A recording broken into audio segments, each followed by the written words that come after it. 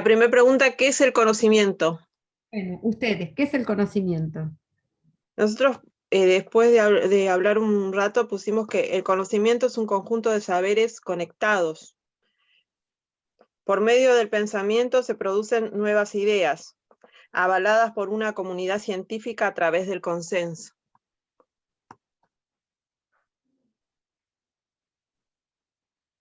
Bien. La otra pregunta para otro grupo.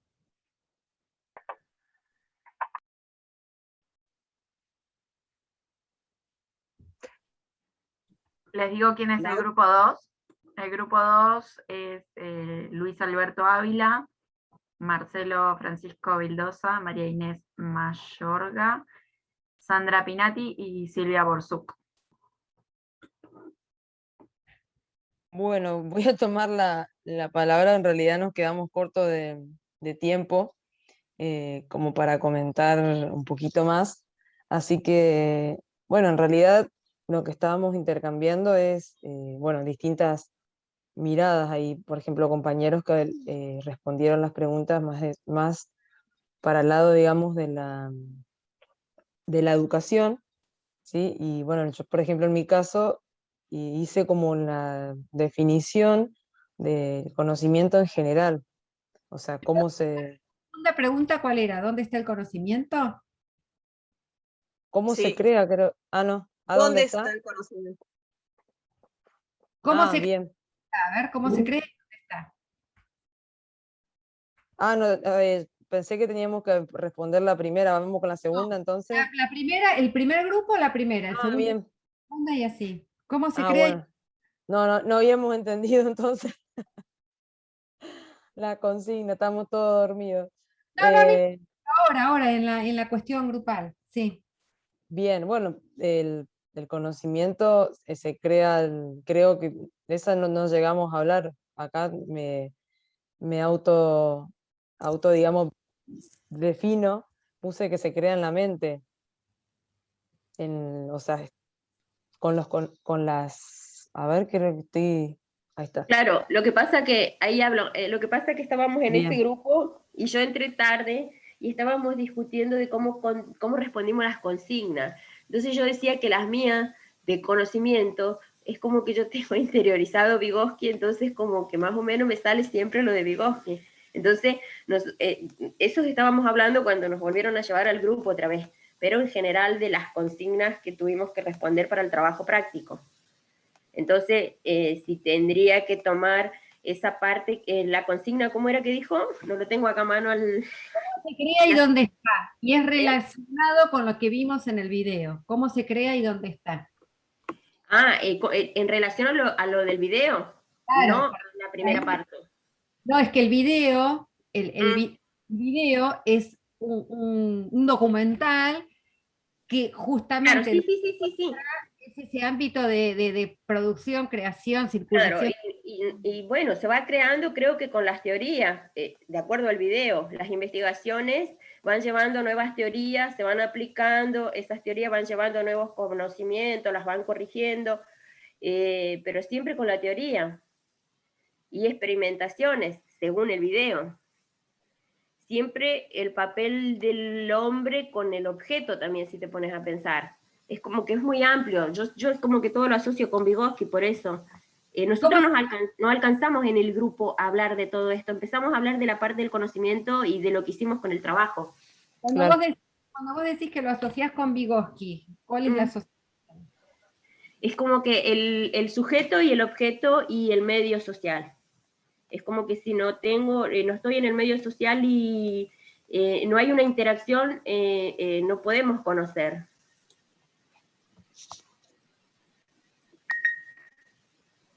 Bien. El otro grupo, grupo 3.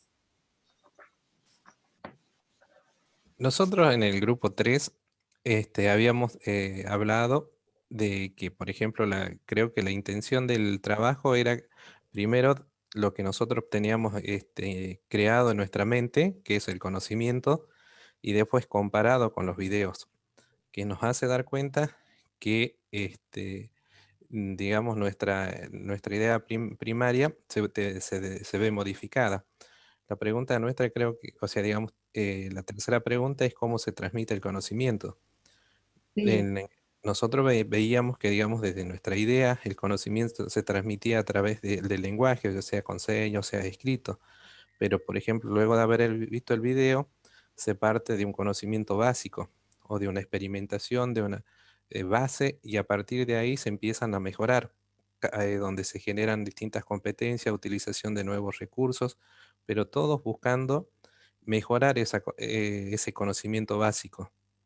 Luego, para que se utilizaban, digamos, conferencias, charlas para ser comunicado y para ser transmitido, hasta que se lograba obtener como una patente para que ese sea considerado, digamos, un conocimiento básico nuevamente, para que a partir de ahí surjan nuevas competencias, nuevas ideas, nuevos desafíos para los investigadores. Bien. ¿El grupo 4, el otro?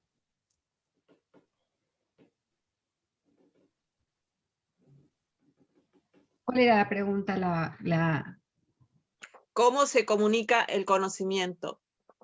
Bueno, Bueno, no llegamos al punto 4, pero por lo que esto en cuanto a lo que yo vi, sería primero el conocimiento, cómo se comunica el conocimiento.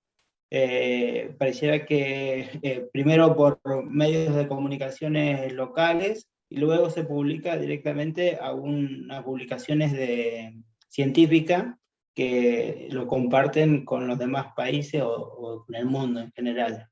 Pareciera que esa es la manera en la cual se comunica el conocimiento. Estamos hablando de conocimiento científico. sí. No sé si algún compañero quiere Sí, profundizar. yo también estaba ahí con Hernán en el grupo 4 y a mí me parece que sí, como que tendríamos como que distinguir de alguna manera esas dos partes, si lo pensamos digamos, desde una dimensión más restrictiva o científica, habría que pensar que se comunica a través de los textos de divulgación científica, o sea, a través de una revista científica, y a través de los congresos, porque los científicos ahí estaban apurados bueno, ser los primeros en publicarlo en la revista o dar el congreso, y entonces, digo, por esa carrera de que su nombre quede marcado en la historia, en la historia de ese campo de conocimiento. Entonces, restrictivamente, científicamente hablando, me parece que la única, o el camino para comunicar el conocimiento especializado es a través de esto. Pero cuando ese conocimiento, dicen ahí en la película, pasa a ser de especializado a la comodidad habla, ahí es donde podemos decir como que de alguna manera el conocimiento circula, y ahí se puede comunicar, digamos, o puede estar en los distintos objetos y se va comunicando a partir de representaciones. Entonces, por ejemplo, explicaron cómo es la actividad de los superconductores mediante un baile. Entonces ahí hay otra manera de comunicar, por ejemplo, ¿no? Utilizando otros medios u otras representaciones, diría yo. Cómo se comportan en el baile. Muy bien. Y después la relación teoría-práctica.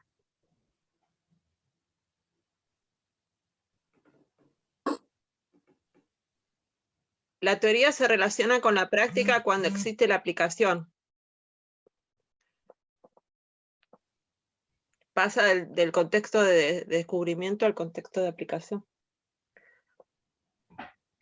Muy bien. Vamos a analizar estas cuestiones.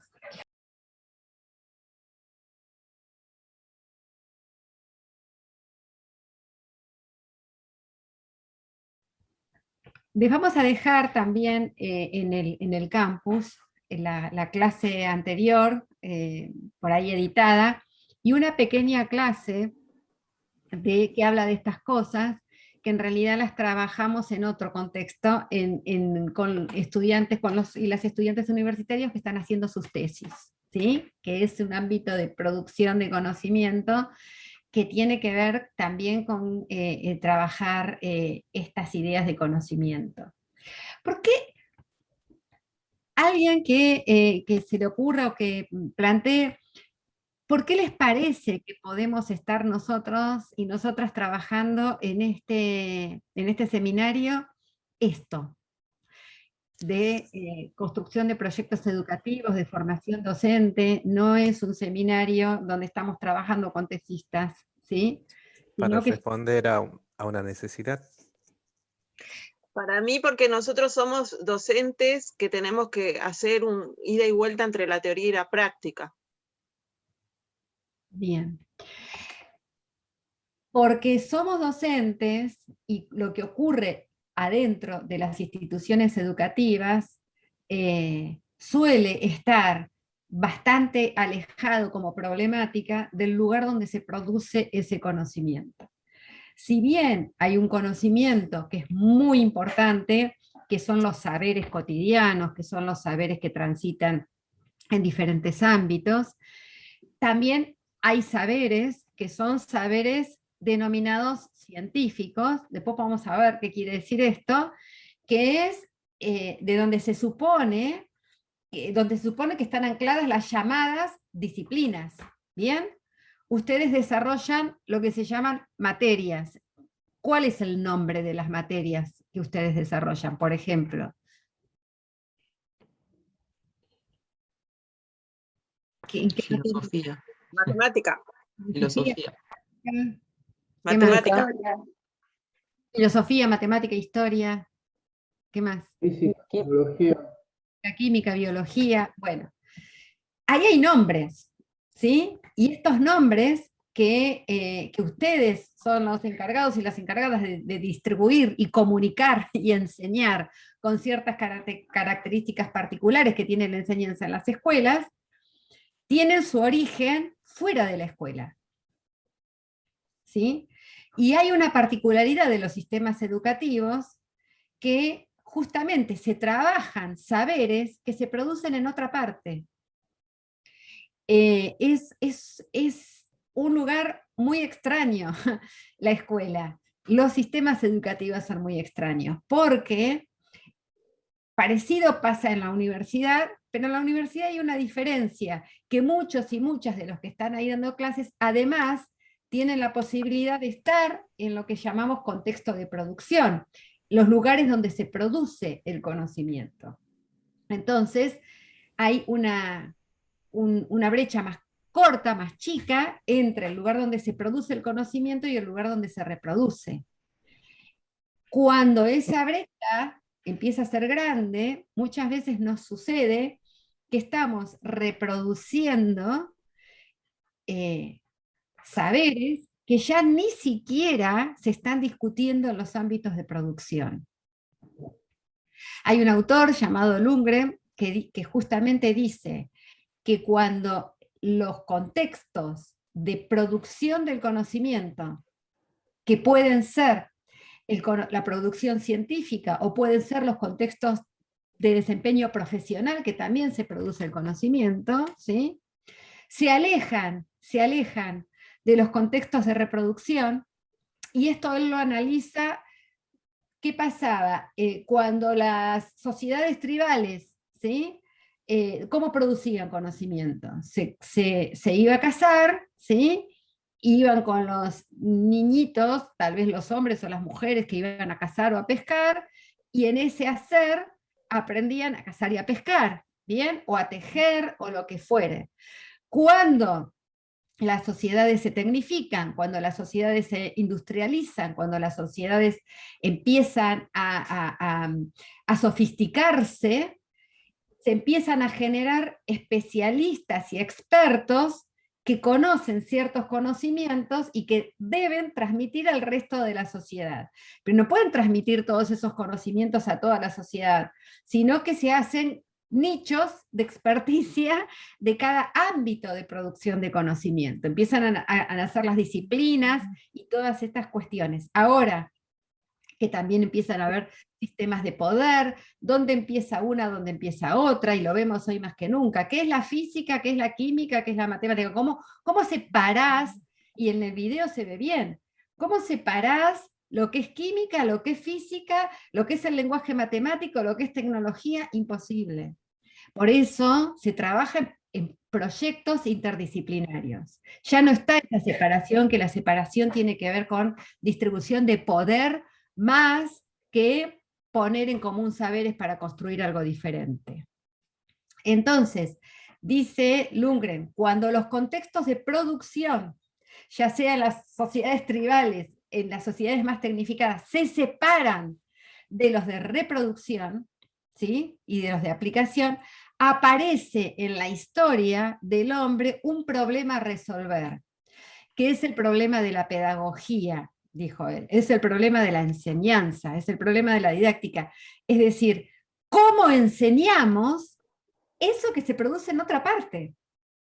Y aparece toda una problemática en la que estamos nosotros nadando hace muchos años, y que fíjense el lugar en el que estamos.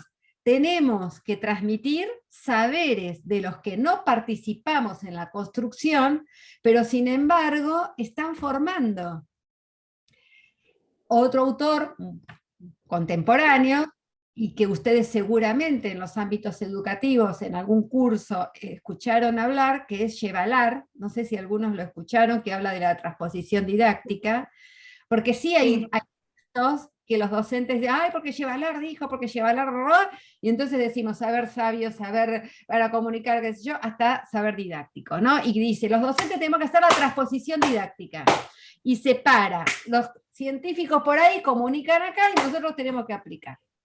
Bien, Yevalar está diciendo, ¿sí?, cuando habla de transposición didáctica, ¿qué es lo que está diciendo? Dice, bueno, como dicen los franceses, hay un saber sabio, al saber este que vimos en el video, ¿sí?, es donde se cocina, es la cocina de la investigación, ¿sí?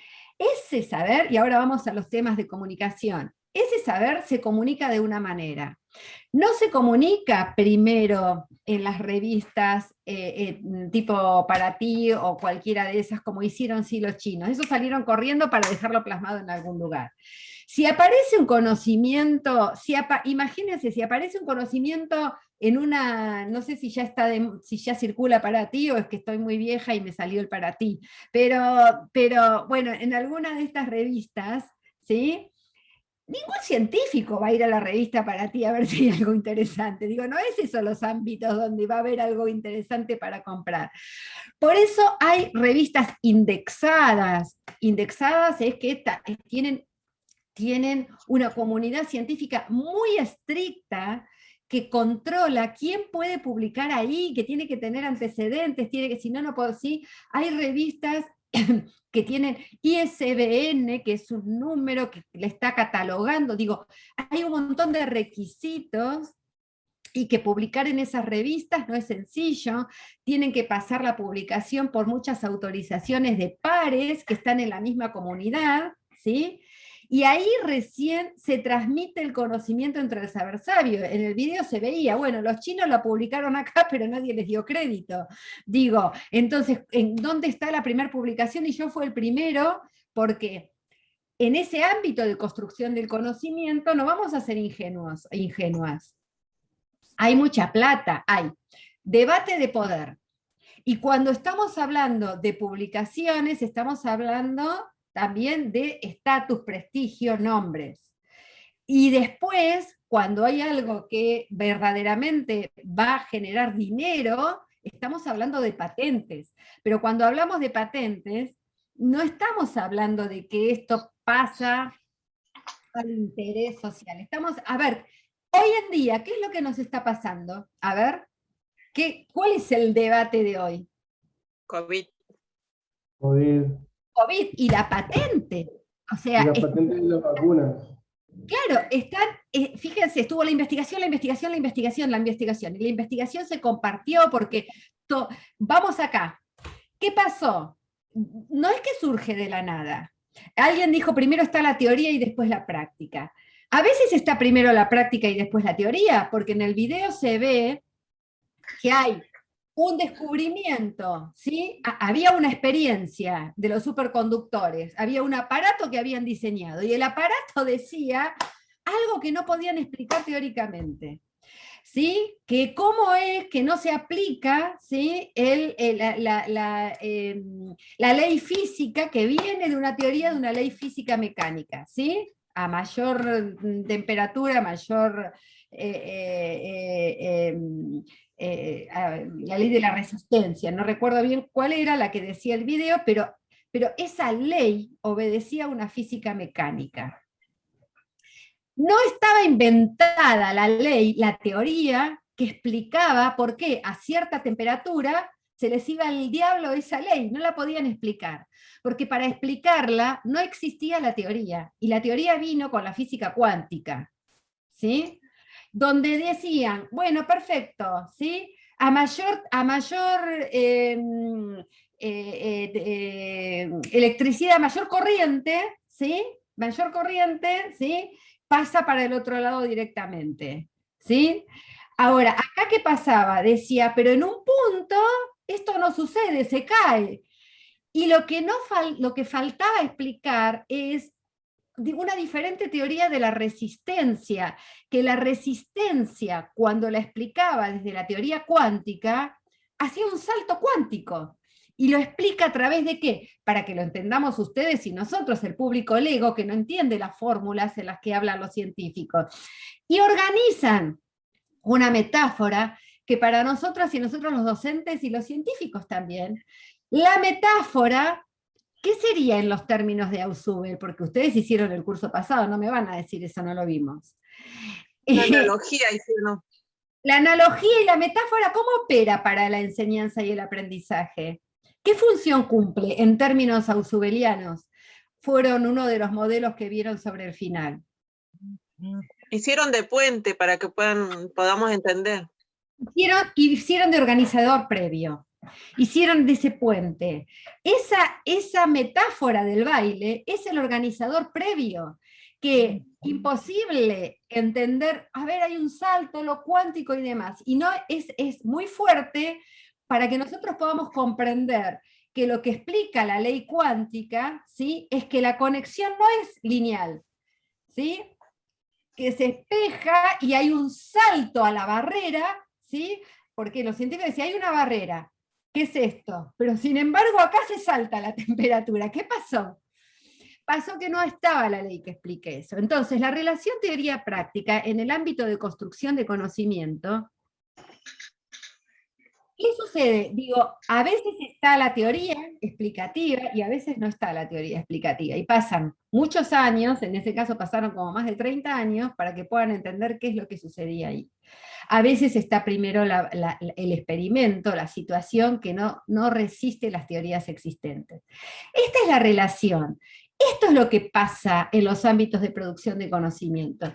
Y si hay algo que no hay, es linealidad. No es primero esto, después esto, después esto, después esto. Eureka, necesariamente llegamos a esto. No. Entonces, vamos nuevamente a lo que decía Chevalar. Entre ese saber sabio, que fíjense cómo circula en la producción. Hay competencia, hay intereses, hay poder, hay patentes, hay ninguneo, hay financiación, no hay financiación, hay peleas, hay desafíos. Los estudiantes desafían al docente. Vamos a probar acá, porque me parece que, ¿no? Pero hay desafíos porque los estudiantes están en la misma... en el mismo amasado del conocimiento. Hay incertidumbre, no hay certezas. Hay noches sin dormir y me llevo el colchón para ver cómo me sale. Hay llevarse el aparatito a la casa a ver si puedo seguir experimentando porque no me dan la plata, porque no me están creyendo. Y hay una comunidad científica internacional que va avalando esto que se dice. Y aparece acá, y esto que se toma, se tiene que registrar. Hay que no nací de un repollo y me apareció la teoría en la mente. ¿De dónde surge? ¿De la cabeza? ¿Del conocimiento en conocimiento? No hay iluminados, iluminadas. Sí, hay gente que tiene justamente una intuición muy importante y puede articular enseguida. Pero para la producción de conocimiento hacen falta las teorías que son los marcos teóricos, ¿sí? Que a veces dificultan, a veces no. Hace falta conocer el estado del arte, hace falta saber qué es lo que están haciendo los otros y las otras científicas. Si no se conoce lo que están, porque a partir de eso empezamos a reconstruir y a repreguntarnos, como ustedes dijeron acá. Todo eso no es lineal. Aparece recién con una linealidad, ¿sí? Cuando digo lineal, con un orden, cuando los científicos entienden que hay que escribirlo en algún lado científico para que otro científico lo entienda, pero en el momento que está el debate, la discusión, esto que ustedes hicieron en los grupos, a tener que escribirlo para que lo entienda otro, y es más, a tener que escribirlo con un estilo, con un principio, con ciertos cánones, donde hay otra exigencia, donde yo tengo que dar cuenta que consulté, donde tengo que dar cuenta con quién lo discutí, donde tengo que dar cuenta cuáles son las teorías que uso, es otro nivel de exigencia. A eso Yevalar habla que todavía estamos en el nivel del saber sabio, que es la producción y la comunicación entre científicos. Después hay un salto cualitativo, casi cuántico, ¿sí? Que tenemos que evitar de que sea tan cuántico, ¿sí? Hay un salto que aparece en las instituciones educativas. Ese saber se traduce y aparece la transposición didáctica. Esa transposición didáctica es casi un salto cuántico, no sabemos por dónde vino, pero apareció. Y dice Yevalar, para que ese saber didáctico, ¿por qué? Porque aparecen otros saberes que sí son nuestros, desde el lado de la docencia, que es cómo la pedagogía, cómo hacer para eso que se produce en otra parte, pueda ser entendido con puentes, ¿sí? Con organizadores previos, con puentes y demás, a un público lego, que son los y las estudiantes, pero que al mismo tiempo no pierda las características que tiene, no sanatemos, porque desde ese lugar de producción, a lo que nosotros entendemos que dijeron, a lo que el sistema educativo entendió que dijo, a lo que los que traducen los contenidos en formas de enseñar, a lo que nos cuentan en las escuelas, a lo que entendemos nosotros y a lo que entienden los estudiantes, lo más probable es que lo que entienden los estudiantes no tengan nada que ver con lo que pasa en ese ámbito de producción del conocimiento. Hay una transposición necesaria y didáctica, porque el problema de los científicos no es enseñarles y explicarles, porque están todos nadando ahí. El problema de los docentes es cómo les enseñamos esto tan difícil.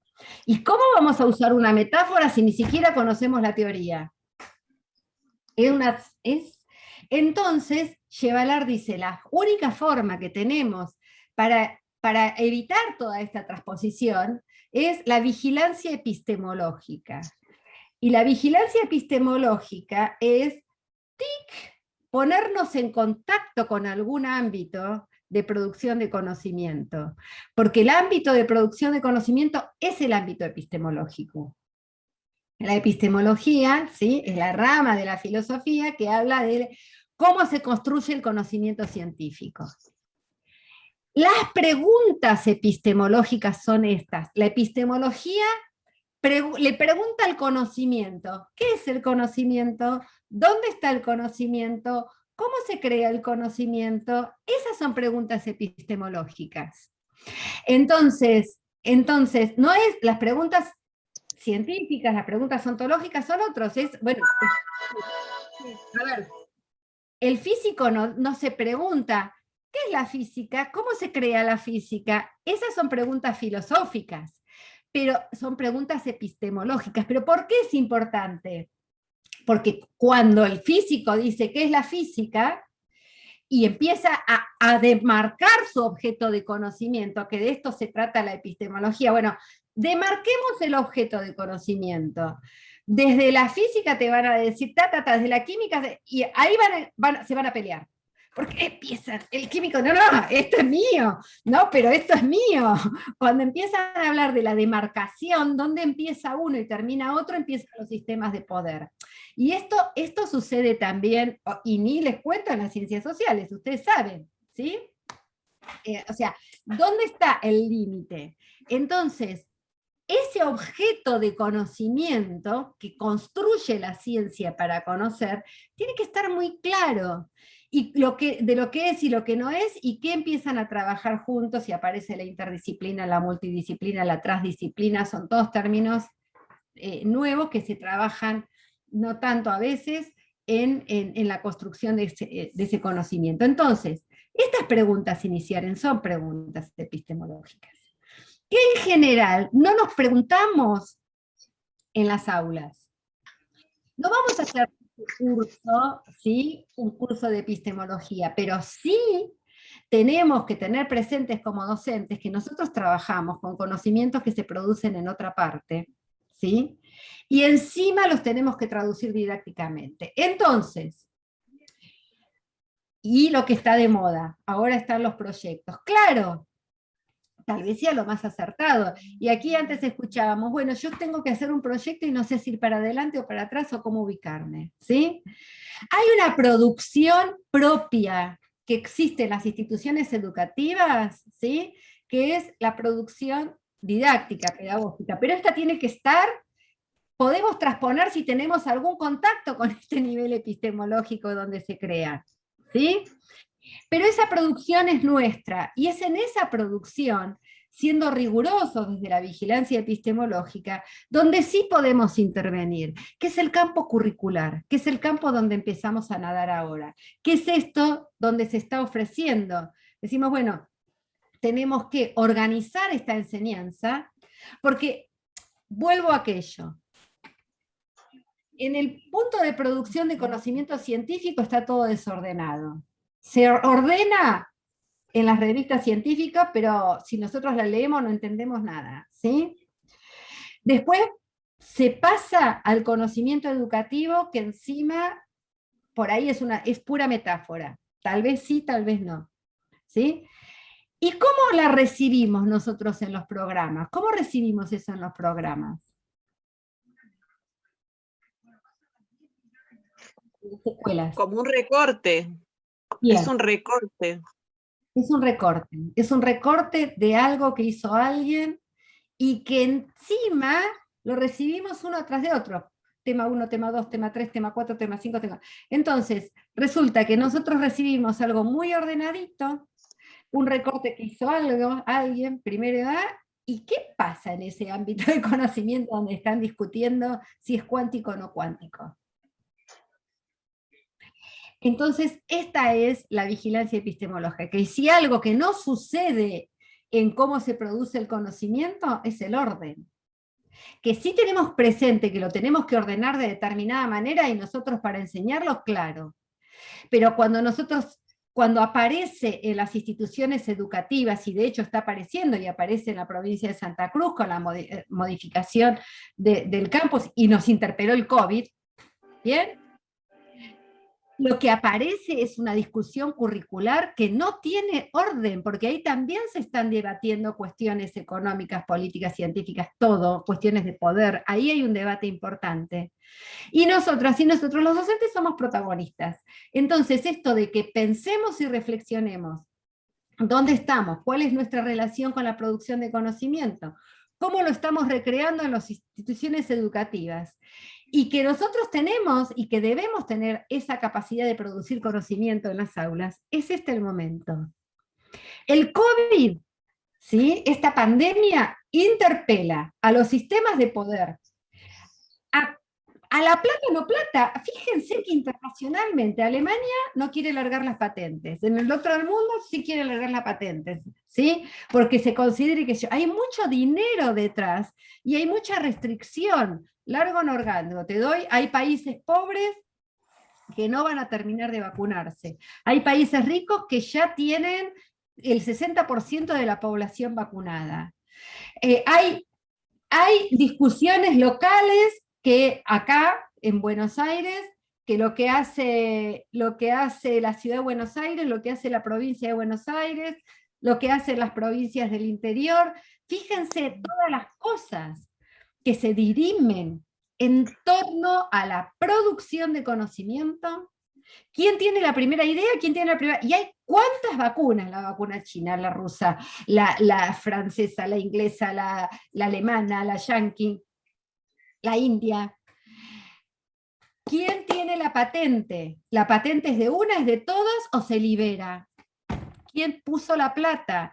Fíjense todas las cuestiones que hay detrás de la producción de conocimiento, y acá parece muy explícita. Obviamente cuando se produjo ese video estaba hablando de los superconductores, ahora hay que hacer otro video así, porque acá se ve muy bien todo eso que se veía de esa película que tiene como 30 años. ¿Sí? La cocina de la investigación, de la producción, la circulación del conocimiento. Eso por un lado.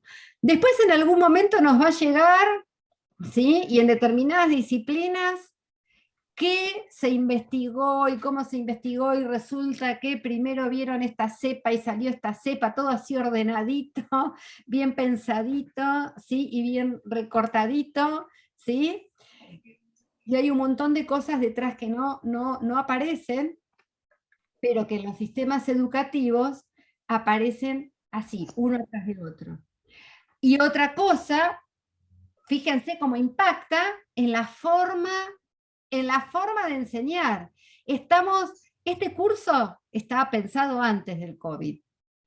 Y estaba pensado de semipresencial, estaba pensado, esto que estamos haciendo en estos cuadraditos que nos vemos, y que ustedes empezaron ahora, iban a ser encuentros presenciales, iban a ser con grupos, con cuestiones, iban a ser así.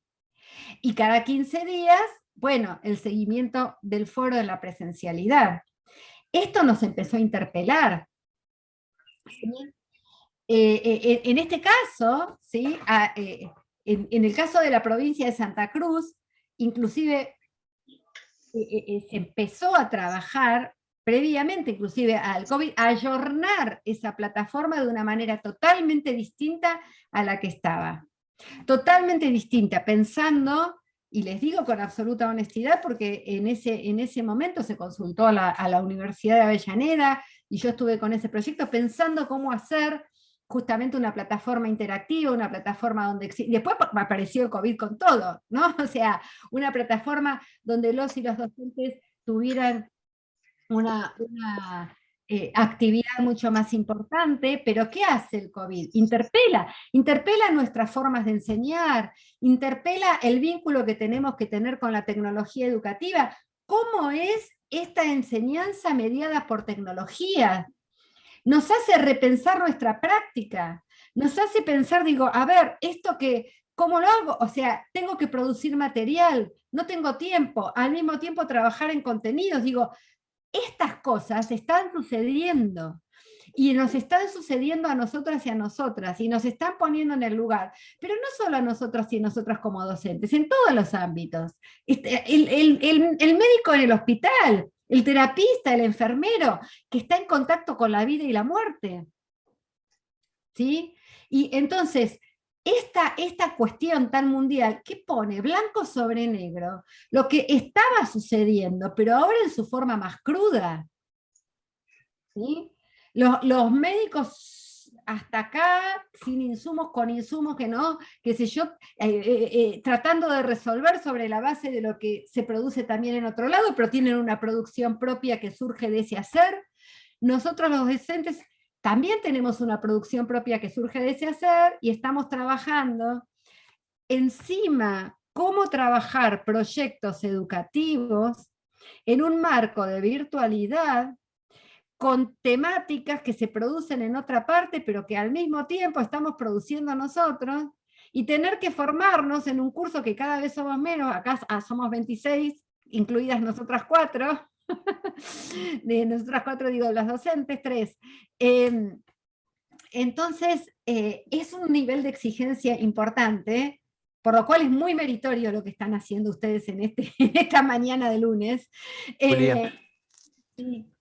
por ejemplo, lo que usted dice, y a nosotros nos toca una realidad a veces totalmente donde el COVID, como dice usted, interpela, nos tocó las desigualdades terribles que hay en cada sociedad.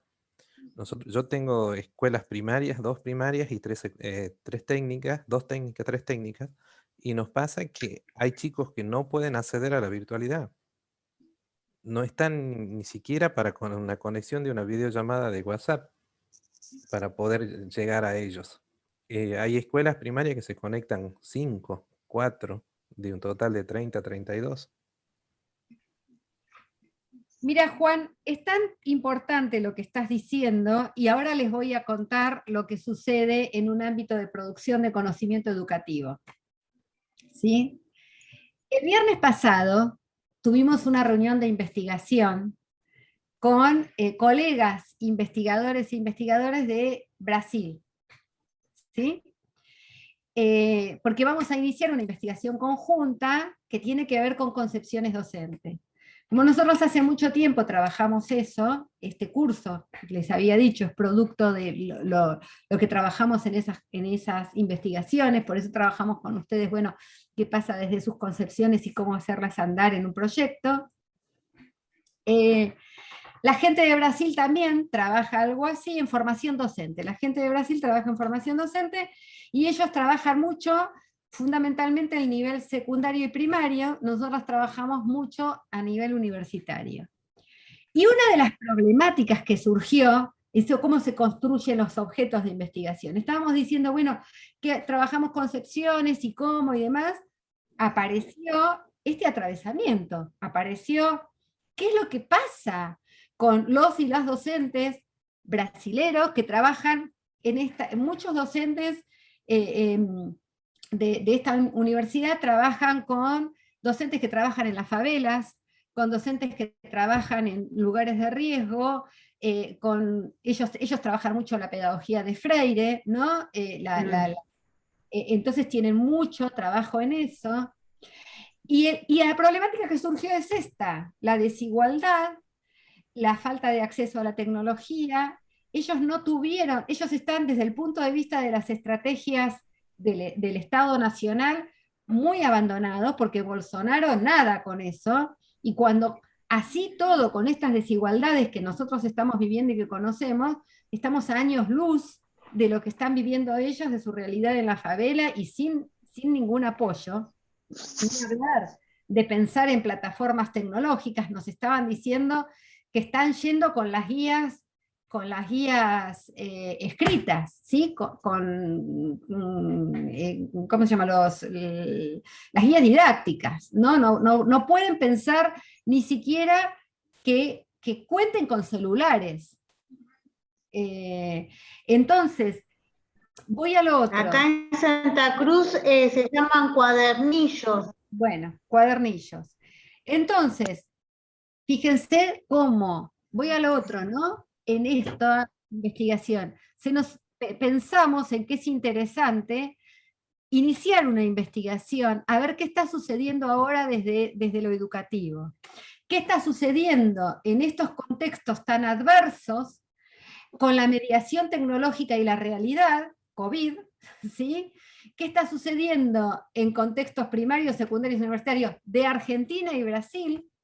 ¿Qué está sucediendo en contextos más favorecidos, como en las universidades? Digo, y esto que es nuevo, que para nosotros está todavía muy desorganizado, muy desordenado, porque empezamos a hablar, bueno, y recién estamos tratando en conjunto de ordenarlo para acotarlo, para sacar alguna producción de conocimiento que no sabemos qué va a pasar. Les estoy contando esto porque es una investigación educativa. ¿Y cuál es el tema de esta investigación educativa? ¿Sí? Los y las docentes atravesados por el COVID, por la tecnología educativa y por contextos socioeconómicos diferentes. Y esa es una investigación educativa. ¿Y la investigación educativa dónde tiene el eje? La producción del conocimiento. ¿Qué pasa con los profesores y las profesoras en esto? ¿No? Entonces, y ver que seguramente están sucediendo cosas fabulosas y que se pierden porque no están como objeto de conocimiento en la investigación. Seguramente están surgiendo cosas que no se ocurre, no surge en los lugares de planificación, que tienen que estar. Tienen que estar los lugares de investigación, de producción de conocimiento, los lugares de planificación, los lugares de acción. En los lugares de planificación se está planificando también nadándolo con dulce de leche, porque todo esto es nuevo, ¿sí? Pero la producción de conocimiento, y vuelvo a decir, aunque sea reiterativa, este curso es producto de investigación. Estamos trabajando esto, tratando de desarmar lo que ocurre en la investigación. Digo, cuando aparezcan resultados de esta investigación que recién se está generando entre dos países, con COVID, con los docentes, van a aparecer algunas cosas que decían, qué bueno esto que hicieron los docentes, y esto qué bueno que hicieron los docentes, va a aparecer en libros, revistas, lo van a estudiar otros, y van a aparecer en cursos. Pero ahí, este es el aprendizaje que muchas veces se pierden de las cuestiones muy valoradas y muy valiosas que hacemos los docentes y que quedan en ningún lado. Entonces, ustedes tienen una herramienta potente y poderosa, ¿sí?, de esto que van a empezar a construir ahora, que son sus propios diseños curriculares, ¿sí?, y este encuentro entre ustedes es un conocimiento valiosísimo que tienen que empezar a valorar. Y antes no recuerdo quién dijo, Juan, ¿fuiste vos? Sí, fuiste vos el que dijiste que no sabés, tenés un montón de cosas y no sabés por dónde arrancar.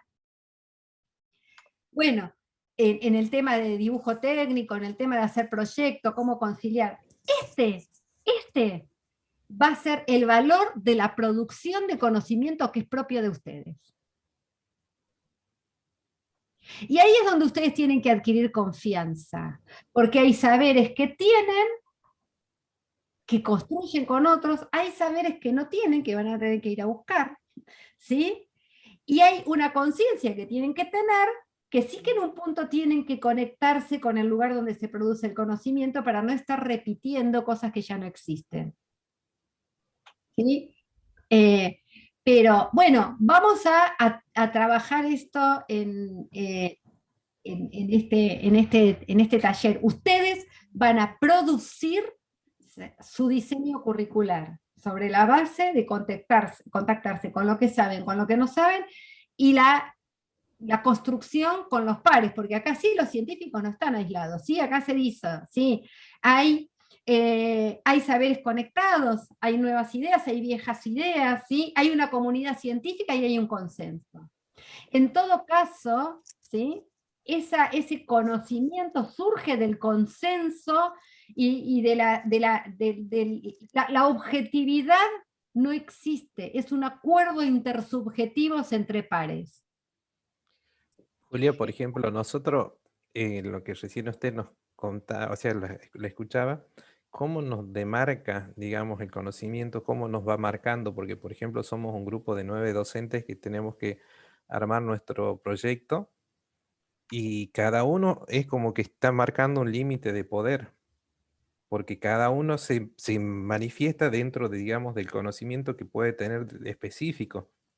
Entonces, para llegar a compartirlo entre 3 áreas, y después justo vi una pregunta de Guillermo ahí, ahora estamos en una plena discusión, ¿cómo hacemos para aprobar un alumno que va a presentar el proyecto en, digamos, para 3 áreas? Y si va a ser colegiada, ¿cómo la vamos a tener en cuenta? Y había un profe que me dice, ay, si Juancito tiene 5 en tecnología, 7 en el otro y 6 en el otro, ay, por promedio lo aprobamos, pero si no llego a... Y es digamos, una permanente construcción y deconstrucción en el mismo momento.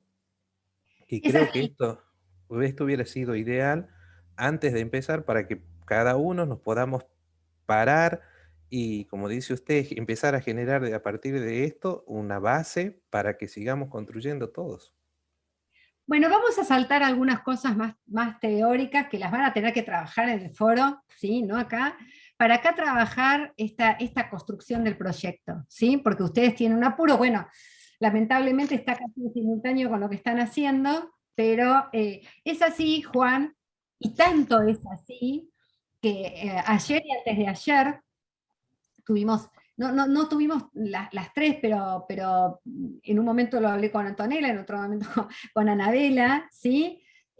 Nosotros tenemos en esta oportunidad en la universidad, fíjate cómo esto también se da en otras instituciones, tenemos en la universidad un programa de mayores de 25, digo, ingresan en realidad porque la ley superior dice que pueden ingresar mayores de 25 que no hayan terminado la secundaria, si presentan un currículum y hacen ciertas evaluaciones.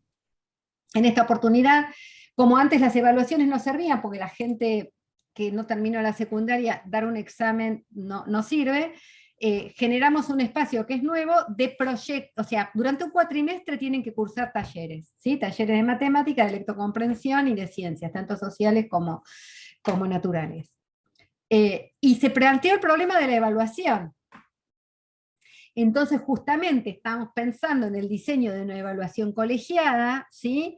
Pero entonces ponderar, depende de qué situaciones, pero eso implica un acuerdo intersubjetivo entre los docentes participantes y trabajar en las dimensiones a ser evaluadas, y bueno, ¿y cómo va a salir la nota? Vamos a ver algo de esto en este proyecto. ¿Cómo se evalúa un proyecto?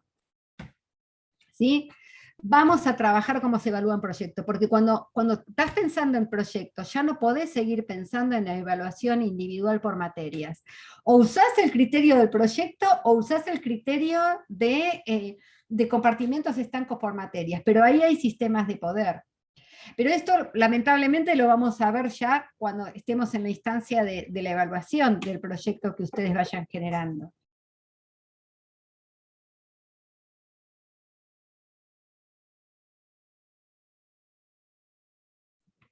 Ahora en grupo, ¿sí? Con esto que estuvimos viendo de estos ámbitos de creación del conocimiento científico, van a debatir, van a acordar algunas también concepciones que ustedes tengan, ¿sí? Sobre, ya sacando qué es el conocimiento, sino qué es un plan de estudios, qué es un currículum y qué es el contenido de enseñanza. La idea es que escriban lo que piensen o lo que saben, ¿bien? Y vamos a hacer como antes, cada grupo va a trabajar, ustedes reflexionen sobre las tres cuestiones, pero cada grupo va a trabajar el 1, el 2, el 3, diferentes aspectos después en el encuentro general, ¿sí? Así que bueno, también tenemos un espacio chiquito de 10 minutos, 10-15 minutos para trabajar estos temas, ¿sí? Así que se van a los grupos. De un seminario, y Alfredo Furlan en esa conferencia habla de algunas cuestiones que dice que el currículum es una herramienta caliente, y ahí explica por qué. Y la verdad que ese texto lo perdí, porque es un librito chiquito que es la conferencia esa. Entonces, digo, la tengo que recuperar para incluirla en la bibliografía, así que en internet está todo. Mandé la conferencia, es probable que la pueda bajar porque me tengo que suscribir a un sitio, pero encontré un presi, ¿sí? De alguna persona que hizo todos estos contenidos fundamentales que trabaja Furlan en esa conferencia en el presi, así que ahora después se las voy a mostrar. Viene bárbaro, pues ya por lo menos está esa presentación. Después vamos a tener lo que dice Furlan. Pero bueno, a ver.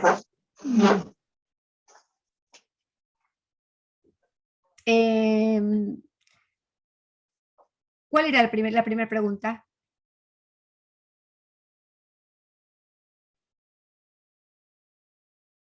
Perdón, ahí, grupo 2 estábamos nosotros, al menos lo que yo pude era debatir sobre currículum y contenidos de enseñanza, ¿no? Eso era lo que había preguntado, ¿no? Plan de estudios. Plan de estudios, currículum, contenido. Ajá, bueno, nosotros arrancamos con la parte de currículum. Bueno, vamos. Es un poco complicado el debate porque, bueno, se mezclan muchas formaciones de diferentes lugares. Bueno, acá nosotros lo hicimos muy corto, digamos, o sea, digamos, demasiado sencillo, ¿no? Lo tomamos como el currículum, como los contenidos, desde donde están los contenidos a desarrollar, y tanto procedimentales como actitudinales y conceptuales. pero nos habíamos centrado en la discusión en cuanto a lo procedimental, porque como esto de la virtualidad, en la actualidad, digamos, nos basamos más en los procedimientos, sin tener tanto en cuenta lo que es la parte de las actitudes. Sin embargo, yo les planteaba a mis compañeros el hecho de que yo tomaría lo actitudinal, por ejemplo, cuando el alumno, o cualquiera fuera el alumno, presenta los trabajos vacíos, ¿sí? Y bueno, y ahí se generó un debate con la profe Sandra Pinati, por el tema de que yo le hablaba sobre la estigmatización, a la hora de no poder decirle al alumno, por más que lo haya presentado, de decirle que está desaprobado, sino que se pone en proceso para, por esto de que yo le decía que siempre esto de la estigmatización, de que no te corrijan por rojo, y todo eso. Y con respecto a los contenidos, yo acá le había hecho una pregunta a mis compañeros, era ¿qué enseñar? ¿Sí? Y bueno, y ahí se nos acabó el tiempo y quedamos a medias, pero eso fue lo que llegamos en el debate que tuvimos, ¿sí? Con los compañeros. No sé si ahí mis compañeros quieren agregar algo más. Vamos hablando uno por vez, así después lo ponemos en el grupo, porque si no, está muy bien. Genial, gracias Luis. Otro grupo. ¿Plan de estudios? ¿Alguien trabajó plan de estudios? Nadie. No, nadie. No. Por ahí lo dije muy rápido y no. El grupo 4 en particular, nosotros en realidad hablamos de cierta evolución también de la concepción de lo que es el currículum, ¿sí? Antiguamente se consideraba al currículum como algo prescriptivo, vinculado a los contenidos, la selección de contenidos, mientras que hoy día ya se habla de un currículum con prácticas escolares en contexto, ¿sí? Un currículum donde se puede establecer también los poderes, la lucha de poderes, ¿sí? El poder hegemónico, donde es posible identificar factores políticos, ¿sí? Hablamos de una mirada mucho más amplia de lo que implica el currículum, ¿sí? Dejando de lado un poquito lo que es este carácter prescriptivo de los conceptos. Bien. Julia, el grupo 1 nosotros trabajamos plan de estudios, ¿sí? Ah, bueno. Teniendo en cuenta el secundario, por ejemplo, vimos las modalidades, que nosotros tenemos la modalidad técnica y la modalidad común, si queremos hacer un orden, ¿no? Establecer un orden. Después en la técnica tenemos varias también orientaciones, y en la común, que es donde estábamos la mayoría de nuestro grupo, estaban ciencias naturales, ciencias sociales, economía, educación física, turismo y arte. En el plan de estudio se establecen objetivos, se establecen tiempos, división curricular, el perfil de alumno que se pretende.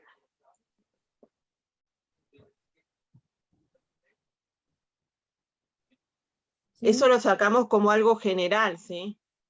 Y después también coincidimos en que el currículum es un acuerdo político y social que refleja una visión común de la sociedad.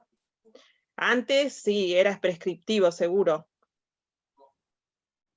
Y ahora se considera mal contexto de cada escuela.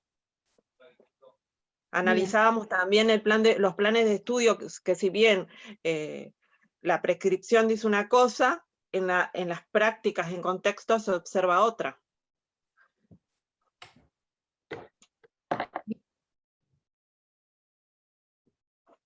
Muy bien. ¿El otro grupo?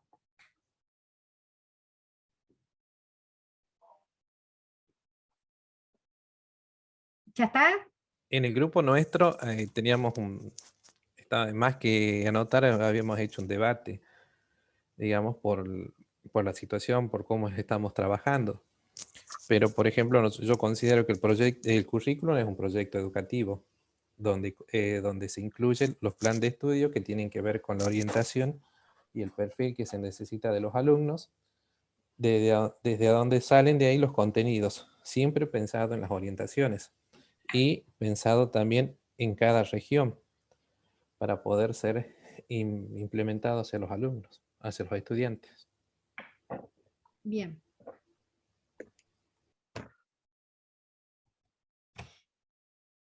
¿Quieren agregar algo más?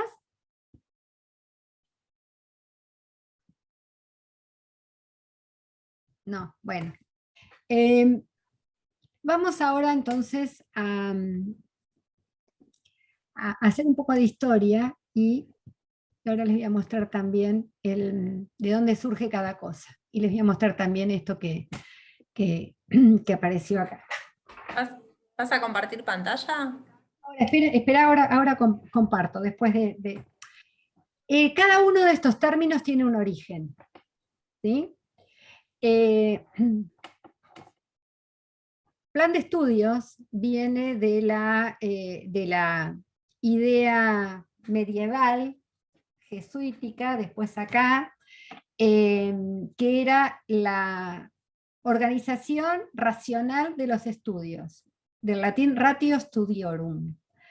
En realidad desde las universidades medievales que nacen atadas a la iglesia, se pensaba que justamente para ser teólogos debía formarse, y esta formación estaban organizando los estudios racionalmente de una determinada manera, y toman de la Grecia clásica lo que sería el trivium y el quadrivium, ¿sí? Algunas materias básicas que eran necesarias que tuvieran que tener, ¿sí? Como matemática, gramática, retórica, música, teología. Bien, aparecen todas estas cuestiones básicas que tenían que ver con formar al teólogo.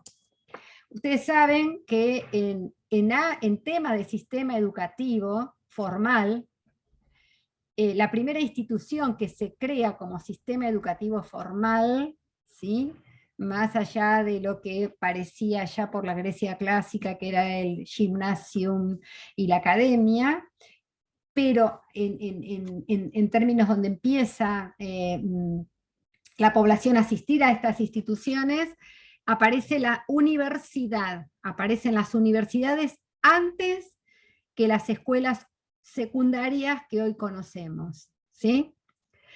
Y los niños eran formados en sus casas, con tutores, con las clases pudientes. ¿Y cómo aparecen las universidades? Aparecen por esta necesidad teológica de de formar a los teólogos a través del ratio studiorum, esa organización racional de los estudios con materias cada vez más complejas, de lo más simple a lo más complejo, para obtener este título. Entonces aparece lo que nosotros conocemos como el listado de temas, ¿no? ¿Sí? Un plan de estudios era al principio este listado de temas, ¿sí? Lo que hay. Luego se agrega a este plan de estudios, pero esto ya es tardíamente desde el punto de vista de la concepción de plan de estudios, y ya a fines del XIX y sobre todo a principios del siglo XX, Bobbitt, que es un educador americano, empieza a pensar en el plan de estudios incorporando los objetivos, incorporando esto que ustedes dijeron acá, ¿no? Objetivos, tiempos, perfil, y ya ahí está ayornando esta concepción formativa, porque estamos hablando de cómo se organiza la formación de líderes, de dirigentes del pueblo, de lo que fuere, ¿sí? Entonces Bobbitt organiza esto lo que llamaban plan de estudios, en esta cuestión directamente relacionado al perfil de ciudadano que hay que tener. Entonces, hay que marcar estos objetivos en función de una determinada sociedad, en función de un mercado de trabajo. En ese momento está de auge pleno el positivismo, digo, hay competencias que hay que cumplir, hay mercados de trabajo, algo vimos en el curso pasado, ¿sí? De esto de los objetivos, expectativas de logro y qué sé yo, y está todo el diseño curricular orientado ahí. Y surge con mucha fuerza en oposición a otro teórico, educador americano, que es John Dewey. Entonces, en esta cuestión, ¿sí?, paralelamente, y esto surge en la primer concepción, no paralelamente a lo que se daba en Estados Unidos, vamos al concepto de currículum. A diferencia del plan de estudios, que es organización racional de los estudios, a diferencia de el ayornamiento nuevo, ¿sí?, del plan de estudios con objetivos, con perfil, contenidos en función de lo que se espera en el mercado de trabajo, en las universidades escocesas, en el siglo XVII, aparece por primera vez la palabra currículum. Y la palabra currículum, ustedes empezaron diciendo, bueno, es complicado el debate. No es casual que hayan dicho, es complicado el debate en la palabra currículum, y haya sido más sencillo el plan de estudio, porque es esto, ¿no? Porque la idea de currículum es una idea controvertida. Se toma desde la metáfora ecuestre del currículum romano. ¿Bien? El currículum, ¿sí?, era el trayecto que hacían los carros, ¿sí?, en su carrera, ¿no? El camino de los carros, ¿sí?, para realizar su carrera. Entonces, ¿cómo lo interpretamos? ¿El camino que tienen hacia adelante o el camino que recorrieron? No es menor este análisis, porque cuando ustedes digan, bueno, voy a hacer mi currículum, ¿qué escriben ahí? Datos personales. Lo que ya hice. Lo que ya hice, ¿sí? El camino de mi vida. El camino de mi vida, muy bien. El camino recorrido, el camino del carro, ¿sí? ¿Cuál es el currículum? Y bueno, lo que yo hice hasta acá. Ahora, en términos educativos y asimilado a lo que sería un plan de estudios, bueno, es lo que tengo que recorrer. Entonces el currículum queda, la concepción atrapada entre estas dos interpretaciones. ¿Qué le ponemos adentro a la palabra currículum? ¿Lo que hicimos o lo que vamos a hacer? ¿O las dos cosas? ¿Cómo cambia la perspectiva de interpretación? Si nosotros decimos, bueno, el currículum es todo lo que tenemos que hacer. Si nosotros planificamos, pongamos que nosotros, ¿sí?, estamos en ese debate curricular, y que Furlan dice, el currículum es un instrumento caliente. ¿Qué quiere decir esto? Cuando se instala el debate curricular, empiezan a aparecer todas estas cosas que ustedes mencionaron. Hay debates políticos, aparece algo parecido cuando se discute ciencia, que vimos en los superconductores, pero es una problemática caliente de las instituciones educativas. Cuando nosotros discutimos currículum, estamos haciendo ciencia educativa, porque no hay nada ordenado ahí, porque discutimos sistemas de poder, porque discutimos lo que pasó, lo que viene, porque discutimos lo que vendrá, porque discutimos qué forma y qué no forma, porque discutimos cuál es el currículum oculto, todo eso que forma y no se ve y no está planificado. ¿Cuál es el currículum manifiesto? ¿Son los objetivos? ¿Son lo que está pasando, lo que hicimos? Fíjense el debate que se instala cuando se instalan cuestiones curriculares, y quiénes tomamos la decisión y quiénes toman la decisión. Entonces el debate curricular es ese debate donde nada está ordenado al momento de pensarlo. Si nos ubicamos con un currículum orientado hacia el futuro, escuchen, a ver si me puedo llegar a hacer entender, si me puedo explicar. Un currículum orientado hacia el futuro. Yo estoy acá, en este momento de la carrera, ¿sí?, y adelante tengo todo el camino, ¿sí? Me ubico acá, digo, lo voy a orientar hacia el futuro.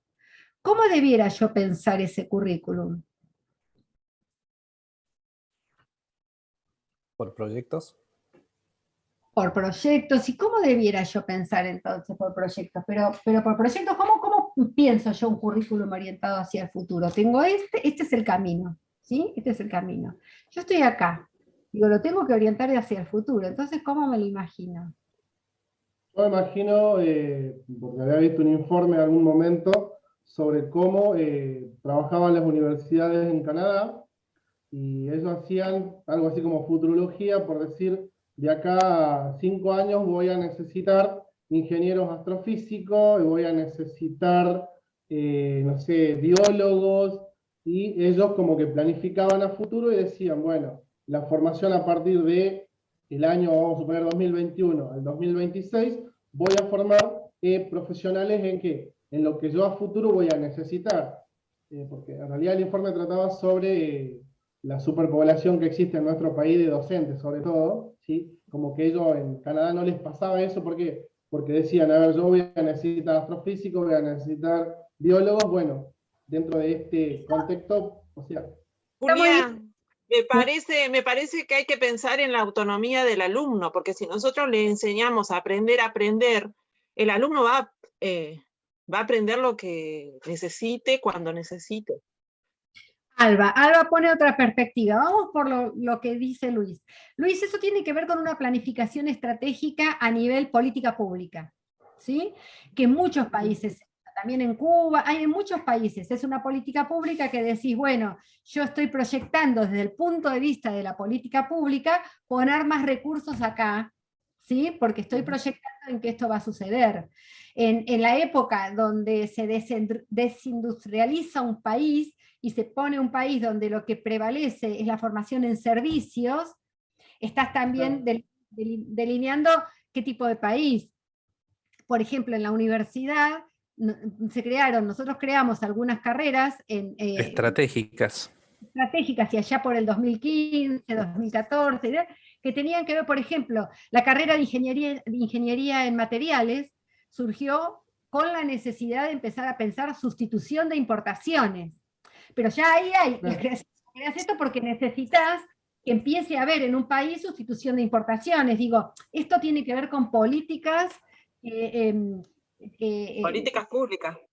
Públicas, claro. Y donde un país, depende del momento de la política pública que decida, quiere invertir, quiere invertir en educación. También de la política pública depende si vos consideras que la educación es un gasto público o si vos considerás que la educación es una inversión pública. Eso también modifica todo el panorama. Pero yendo a lo acotado, y por aquí dijeron, digo, si vos estás acá y estás planificando, pensando en un currículum orientado hacia el futuro, seguramente te vas a poner en el lugar, ¿sí?, de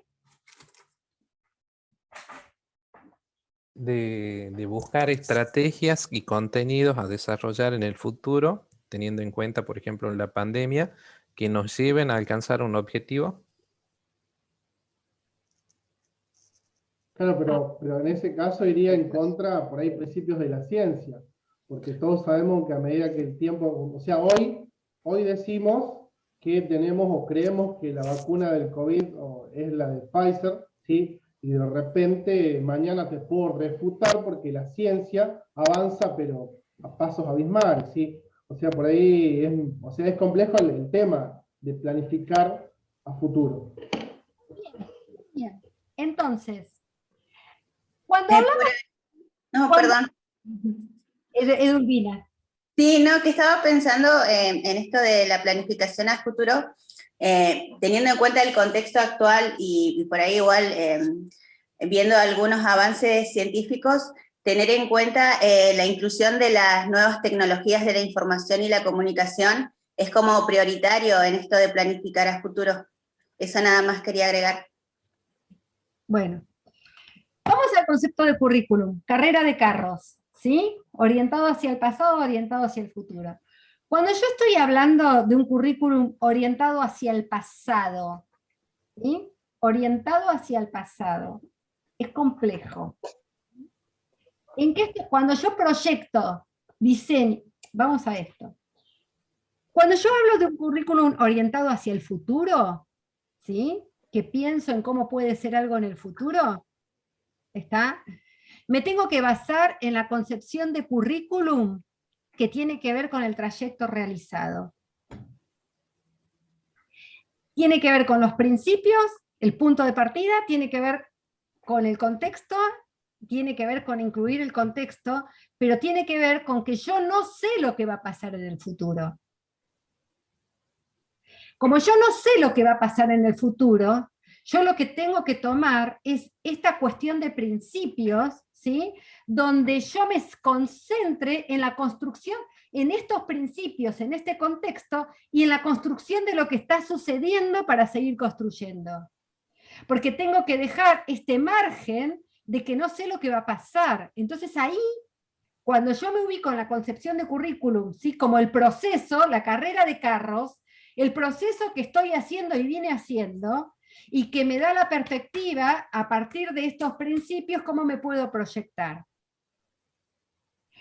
Cuando yo estoy hablando de un currículum orientado hacia el pasado, estoy pensando, ¿sí?, en que voy a proyectar algo desde ahora, con objetivos, que yo porque digo, bueno, tengo que lograr este perfil de estudiante. Pero es este perfil de estudiante imaginando cómo se tiene que llenar, por ejemplo, en los 10 próximos años, ¿sí?, en este plan de estudios rígido, ¿bien?, que cuando pasen esos 10 años con lo que está ocurriendo, voy a estar formando estudiantes proyectados de hace 10 años atrás. Entonces, cuando yo estoy pensando, ¿sí?, Julia, Julia, si yo estoy pensando en que estoy viviendo la incertidumbre, por ahí tengo que plantear actividades más honestas a mis alumnos también, porque generalmente le damos actividades donde ya sabemos las respuestas. Por ahí tendríamos que plantear actividades en donde todos busquemos las respuestas. Cuando vos le das actividades donde ya saben las respuestas, ¿dónde estás ubicada? ¿En un currículum orientado hacia el pasado o hacia el futuro? Al pasado. Pasado. Bien. Entonces, es al revés, cuando nosotros estamos pensando en la carrera de carros, ¿sí?, y pensamos en lo que tenemos que definir todo lo que viene adelante, nos orientamos hacia el pasado, porque al final del carro, al final de la carrera, ya tienen que hacer lo que proyectamos al principio, no sé si está claro. Ahora, cuando nosotros estamos en un currículum orientado hacia el futuro, tenemos que ver, a ver, ¿cuáles son los principios? ¿Dónde estoy parada? Bien seguro, para después poder ir recreando todos los proyectos que vayan surgiendo en el contexto. Julia. ¿Cómo? Es algo que yo apuntaba a que el currículum a futuro va a tener que tener muy en cuenta la idea esto de bueno, que hablaba yo sobre la educación de los canadienses, por ahí los finlandeses, que está basado en el contexto siempre a futuro, o sea, como que no está tan librado al azar, o sea, siempre está presente el contexto a futuro, o sea, como que ellos más o menos ya prevén lo que va a pasar de acá, no sé, 10 años. O sea, siempre hablando de, por ejemplo, en el proceso de la industrialización y todo eso, ¿sí? Ahí está, prevé lo que va a pasar de acá a 10 años. No sé si prevén lo que va a pasar acá a 10 años. Nadie prevé, perdón, ¿no? Pero por ejemplo, nadie se imaginó una pandemia, lo que estamos viviendo, y creería que si alguien se imaginaba que en el 2020 íbamos a tener una pandemia, las cosas no hubieran sido todo agarrado de los pelos, cómo damos clase, cómo mandamos la tarea, cómo llegamos al alumno, o sea, obviamente mirando esas cuestiones del año pasado a este año, después de un año, tenemos como más herramientas o más cuestiones por ahí, ya después de haber pasado un año, el pasado de un año de pandemia. O sea, se me hace a mí que si hubiéramos imaginado, o quizás de ahora en adelante vamos a organizar, no sé, el currículum por si en algún momento volvemos a tener otra pandemia, obviamente después que volvamos al aula. Es una opinión. Está muy bien, pero acá Julia, lo que... ¿Sí? Por ejemplo, si lo aplicamos a lo personal, nuestro currículum sería nuestra carrera de la vida, o sea, la carrera de carros. Cómo nos fuimos armando de nuestros conocimientos desde el principio hasta ahora. Y esto sería como un punto de partida. ¿Cómo nos proyectamos? Bien. ¿Ustedes saben dónde está la diferencia sustancial de todo lo que estamos diciendo? Es en la diferencia, ustedes hablaron de punto de partida, hablaron de principios, ¿sí? Es la diferencia de pensarnos, pensar un país, pensar una política pública, pensar una institución, pensar una clase, a partir de objetivos o a partir de principios. No quiere decir que los objetivos no tengan que existir, pero si yo digo, a ver, si hace 2 años, ¿sí?, ustedes proyectaban en términos de objetivos, ¿sí?, y esta pandemia, como dijo Silvia, nos quedamos nadando, o sea, nadie iba a poner como objetivo usar la enseñanza mediada por la tecnología. Entonces, todos los objetivos se hicieron trizas, y salimos todos corriendo a ver cómo inventamos algo que no existía. Claro, a poner parches, digamos. ¿Cómo? Como a poner parche, porque el año pasado convengamos que, no sé, salvo los que entienden mucho en la parte informática, los que les gustan las compu, digamos que fue el boom para eso porque trabajaron muy bien con eso. Pero por ahí lo que estamos formados de otra forma más rústica, a pizarra y tiza, pizarrón y tiza, agarrar una compu, manejar Classroom, ahora con Moodle que nos están por poner esto, de repente, si nos remontamos, como decía ahí un poquito Silvia, en cuanto a la formación, a ver, yo creo que también hay una falla del sistema, y esto tiene que ver con una política educativa en medio del pasado. Recordemos que en el momento que se creó el plan Progresar, o no sé cómo se llaman, de las netbooks, al menos a mí, no sé por qué capaz que... Bueno, ese plan, yo creo que lo que, y esto es si no tiene nada que ver con política, nada por el estilo, pero sí tiene que ver con una política de Estado que nos dio las herramientas, pero no nos formó, porque quizá lo... O sea, claro, pero dentro de nuestra Ley Federal de Educación estaba la tecnología y había muchos docentes que se rehusaban al uso de la tecnología dentro del aula, por ejemplo, o ponerla de manifiesto. Y esto creo yo que esto de la pandemia también hizo que todos nos volquemos en la tecnología y empezamos a capacitarnos solos prácticamente para tratar de llegar a nuestros alumnos de una mejor manera, o por lo menos darle una orientación, porque cuántos de nosotros busca inclusive videos en YouTube, lo más cortito, lo más sintético, pero entendible, y se los pasa al grupo de WhatsApp de los auxiliares a los papás, de los papás a los alumnos, y así, etcétera, etcétera, para poder capacitar y llegar a nuestros alumnos. Yo los invito a que visiten también la página de Recursos Abiertos, le podemos mandar el link de la universidad, donde ahí está cómo se usa cualquier herramienta tecnológica, y son abiertos y son módulos de capacitación muy sencillos a los que puedan acceder. Pero más allá de esto, vamos a retomar, esto tiene muchas aristas, vamos a concentrarnos en esta concepción. El currículum orientado hacia el futuro, obviamente es un currículum que no puede proyectarse solo por objetivos, porque si lo proyectamos por objetivos, que estamos en el nivel ya de plan de estudios y no de discusión contextual, ¿sí? ¿Sí? Este es un currículum orientado hacia el pasado, por más que los objetivos sean proyectados, pero estoy proyectando lo que va a pasar dentro de 10 años desde ahora. Y ahí clausura. Muchas veces con nuestras clases nos enseñaron a hacer eso. Entonces, que el alumno sea capaz de levantar 3 veces el brazo, y por ahí en el medio pasa que, qué sé yo, hay una pandemia que no pueden mover los brazos, no sé, ¿está? Entonces, esto es orientado hacia el pasado. Ahora, cuando nosotros tenemos que pensar en un currículum orientado hacia el futuro, claro que tenemos que pensar en el punto de partida, en el contexto, y entonces nos tenemos que ubicar en términos de principios. Y vamos a lo que se estuvo diciendo hasta ahora. ¿Bien? Por lo que dijo Luis de los canadienses, por lo que dijo Cintia de conectar igualdad, por lo que dijo antes Silvia, digo, si yo digo, ¿sí? La universidad pública tiene que, con sus herramientas formativas, anticipar políticas públicas. ¿Sí? Anticipar políticas públicas que tengan que ver con el desarrollo del país. ¿Sí? Ahora, esto no importa si viene pandemia, si no viene pandemia, qué sé yo. Yo no digo que la universidad pública sea capaz de crear una carrera de sustitución de materiales. Fíjense cuál es la diferencia. Que no es un objetivo. Que la universidad pública sea capaz de hacer una carrera de sustitución de materiales, después, claro, va a venir una pandemia, va a venir no sé qué cosa, ¿sí? Y no puedo trabajar eso. Ahora, si yo lo pongo como principio, no importa, ¿sí? La importancia, y en términos de política pública, ¿sí?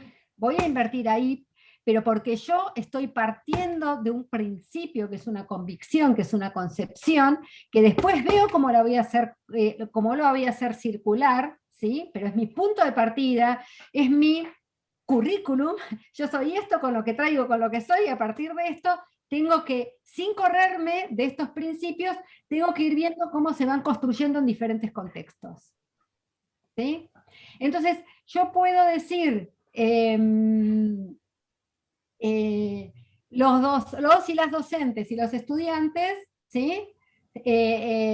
A ver, no, la inclusión, la tecnología educativa puede ser una herramienta, la tecnología educativa es una herramienta de inclusión, una concepción, ¿no? La educación a distancia es un dispositivo de inclusión educativa en las universidades. Yo puedo decir otra cosa. La educación a distancia es un negocio que me abre una perspectiva de crecer. Digo, son dos principios distintos. ¿Sí? En una universidad pública digo si no la cobro o no, y en una universidad privada. Y en una universidad pública no pasa por cobrarla, pasa porque esté en la última punta de San Juan, de La Salta y no sé dónde, de Santa Cruz, donde hay gente que no puede acceder, ¿sí? Y que la concepción es totalmente distinta, con lo cual el principio es distinto. Si yo me empiezo a ubicar en términos de principio, y no de objetivos, aunque después los enuncie, siempre y cuando que no se corra del principio. El principio es una convicción, es un punto de partida, es ideológico, es donde estoy parado. A partir de eso, es ahí donde tiene que ir, donde tiene que tributar todo el esquema, el proyecto o la enseñanza que cualquiera se proponga. Porque eso no es, yo tengo este principio y si no te gusta lo cambio, ¿no? Como dijo Groucho Marx. Digo, bueno, si no te gustan estos principios te los cambio un poquito. Entonces enuncia objetivos, no enuncies principios, porque los podés intercambiar. Pero esto es lo que sucede cuando yo me ubico en el proceso, donde yo me ubico en el currículum concebido como conflictivo, como contexto, como proceso, como lo que hice, con esta cosa que aparece desordenada y que nos da mucho susto en las instituciones educativas porque los objetivos aparecen ordenados. Pero el orden que aparece en la concepción curricular como futuro, es decir, trabajar desde los principios, ¿sí? Es el mismo orden que aparece en lo cuántico, que parece que está todo desordenado, que no se entiende nada, pero hay una lógica. Digo, acá sí había como una cuestión espejada que parecía que los electrones bailaban como locos y sin embargo estaban trabajando en espejo y había ese orden que se podía leer.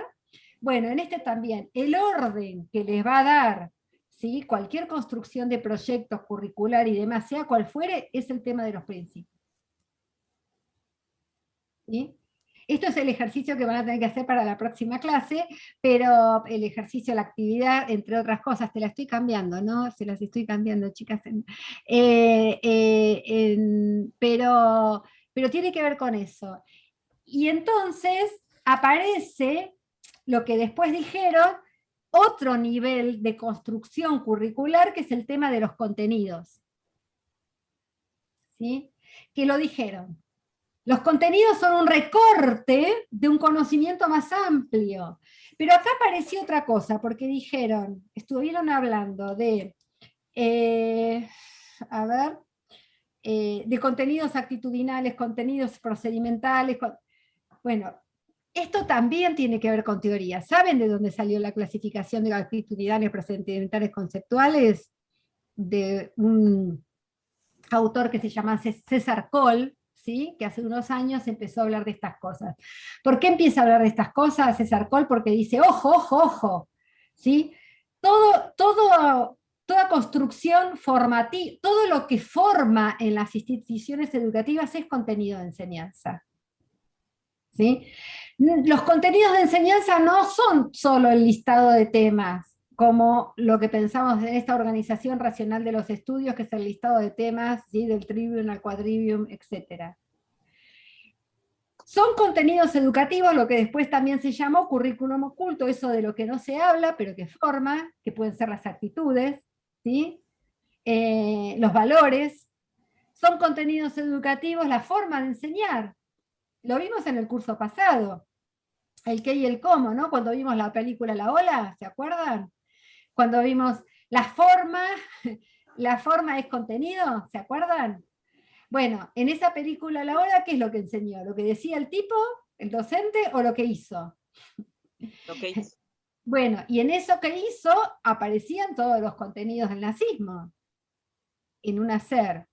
Entonces, tal vez en esto que estén planificando, pensando de pensar en proyectos, la intención está buena, porque la intención es tal vez pensar sobre principios, pensar sobre procesos, ¿sí? Pensar sobre incorporar a la noción de contenido los procesos y los procedimientos, pero no como una cosa. Ahora vamos a ver que el alumno sea capaz de hacer tal cosa, porque nuevamente estamos pensando en objetivos.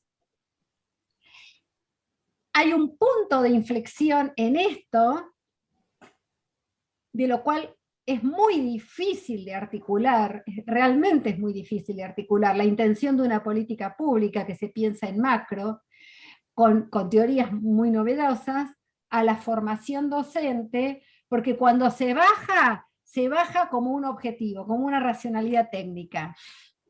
Entonces, aparece eso, bueno, ahora vamos todos acá, vamos a planificar el proyecto. El proyecto se hace así, ¿qué pasó en el medio?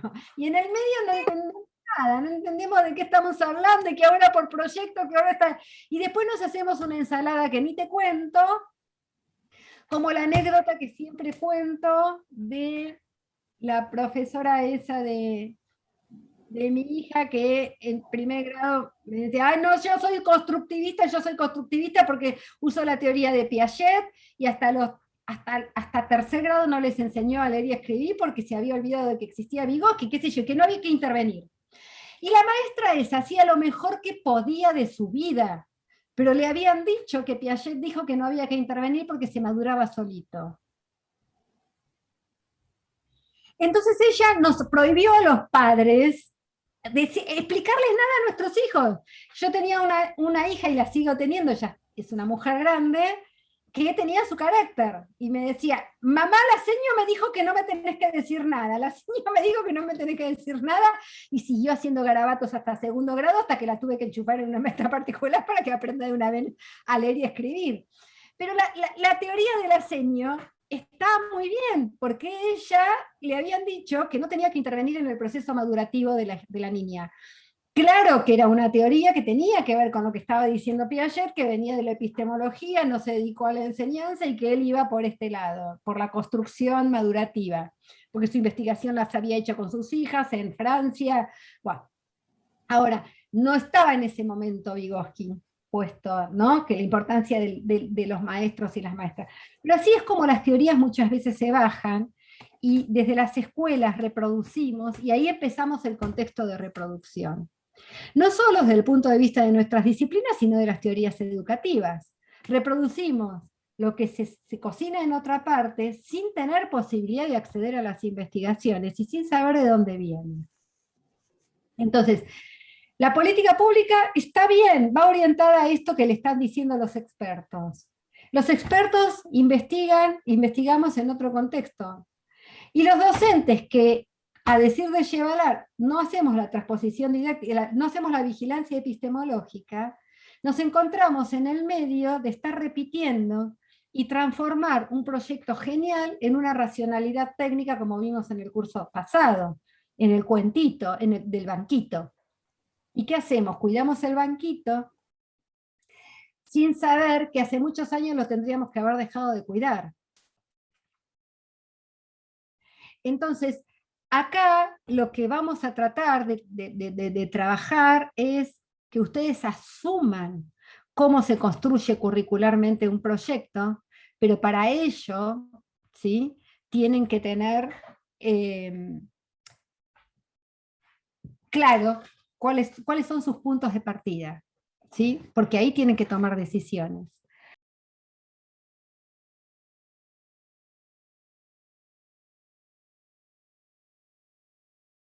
A ver, y está. Currículum o plan de estudios pone, ¿no? Currículum o plan. Esto es lo que estuvimos viendo. Bueno, es Alfredo Furlan, él se radicó en México hace muchos años, todavía está vivo, ¿sí? Y es especialista en la cuestión curricular. Ahí dice lo que estuvimos hablando, Ratio Studiorum, organización racional de los estudios, y surge en las universidades hasta el siglo XIX, sinónimo de la palabra currículum. Proviene del curso de currículum, de pista que hacían los romanos en la carrera de carro, es decir, el recorrido para llegar a una meta. La metáfora ecuestre hace referencia a este recorrido. Sinónimos hasta el siglo XIX. Estados Unidos. Aparece esto. Aparecen algunas problemáticas interesantes, y yo cuando estaba viendo estas diapositivas, aparece industrialización, inmigrantes, expansión territorial, necesidad de identidad nacional, ¿sí? Como instrumento de adaptación de la escuela sobre las nuevas demandas. Y esto me pareció interesante porque algunas cosas las vi parecidas a la problemática específica de la provincia. Eso no es así. Ustedes como provincia de Santa Cruz, ¿están ahí? Porque yo no los veo. Sí, estamos y te estamos escuchando, ¿eh? Están pensando, me parece. Estoy buscando algo muy interesante acá. Ahora les voy a decir que estoy buscando. A ver, esto es pura tecnología educativa.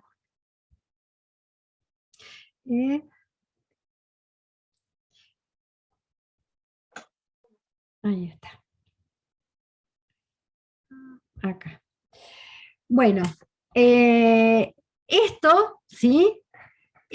Fíjense, se instala la problemática curricular cuando hay algunas cuestiones importantes a resolver.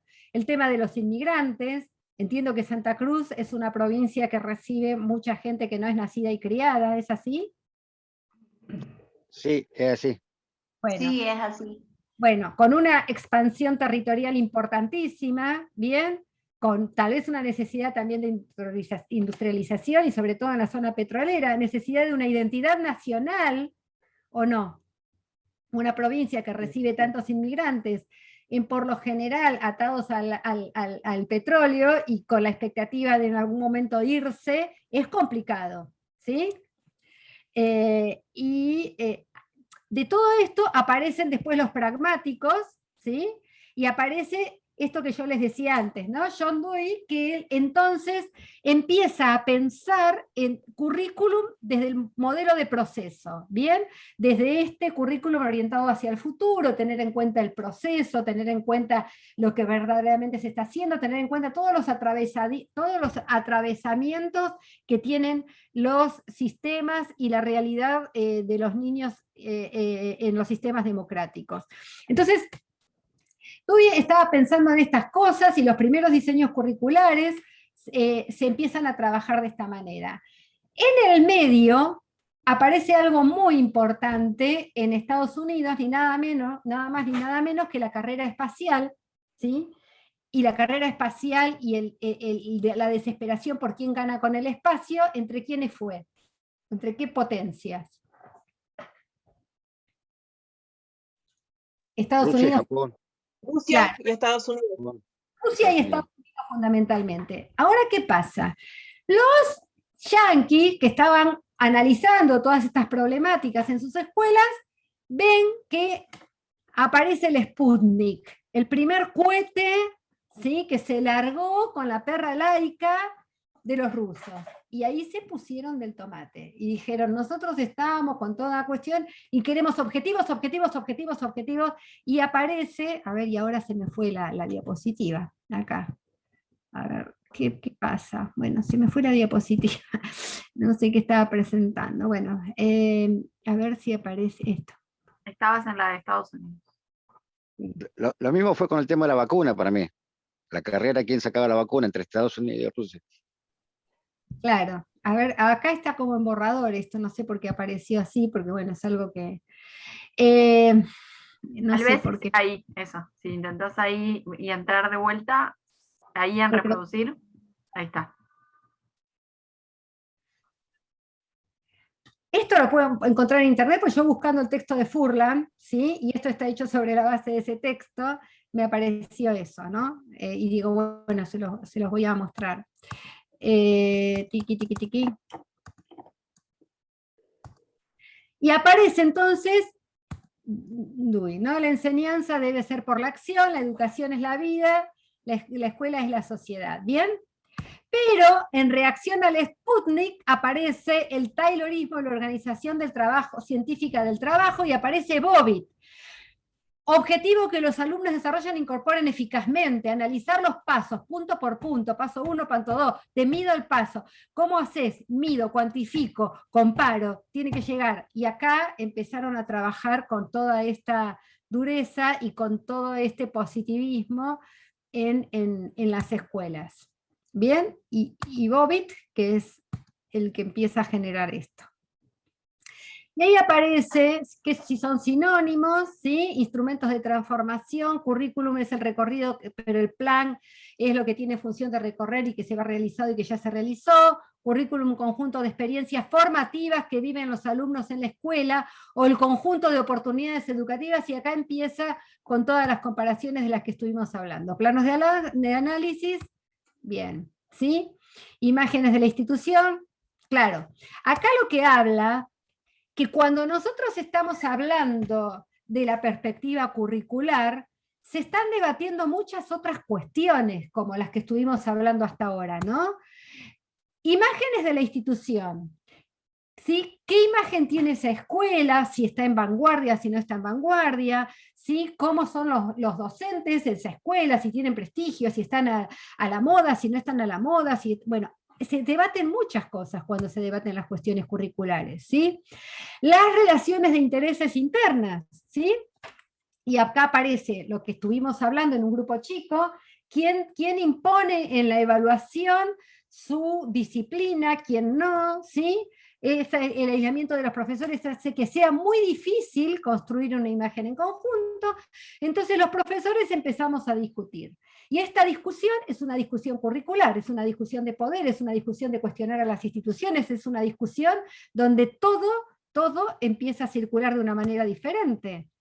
Momentos de cambio curricular en las instituciones, entonces empiezan a evaluar, a analizar, ¿sí? El currículum distribuye una forma de poder. Tiempo y presupuesto. ¿Cuánto tiempo se le van a dedicar a las matemáticas? ¿Cuánto tiempo se le van a dedicar a las artes? ¿Cuánta plata se va a poner? Es decir, ¿cuántos docentes? ¿Cuántas áreas de conocimiento en una? Y cuánto... Esto da cuenta de perspectivas formativas que está teniendo una organización. Impacto sobre el sujeto. ¿Sí? Cada sujeto participa de distintas maneras, se ponen en juego intereses y motivaciones distintas. Y por último, está el trabajo pedagógico, que implica lo que estamos tratando de hacer acá y lo que están tratando de hacer en las escuelas, cambio de la práctica educativa que modifique aspectos sustanciales en la práctica de la formación. Y ahí, ¿cuáles son las demandas actuales? Bueno, la autonomía desapareció y ahí vienen una serie de cuestiones también relativas a la universidad, ¿sí? Y el currículum.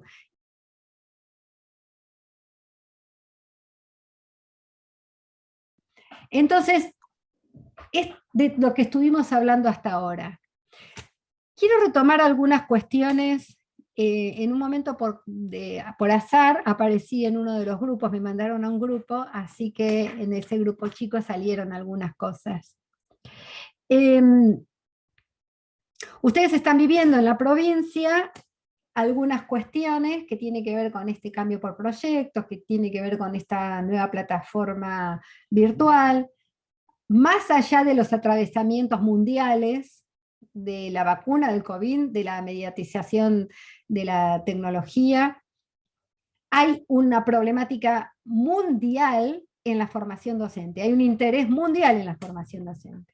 Yo les cuento que la Secretaría de Políticas Universitarias destinó a las universidades un presupuesto para trabajar la virtualización de la educación superior, y el mayor presupuesto está puesto en en el costo de las herramientas, de la plataforma, de los recursos, y la otra mitad en la formación docente. Nosotros desde la universidad estamos trabajando un proyecto de una plataforma educativa directamente abocada a la formación docente, con lo cual es una preocupación en todo el mundo, en los diferentes ámbitos del sistema educativo, porque hicimos agua. ¿Sí? Con esta tecnología hicimos agua.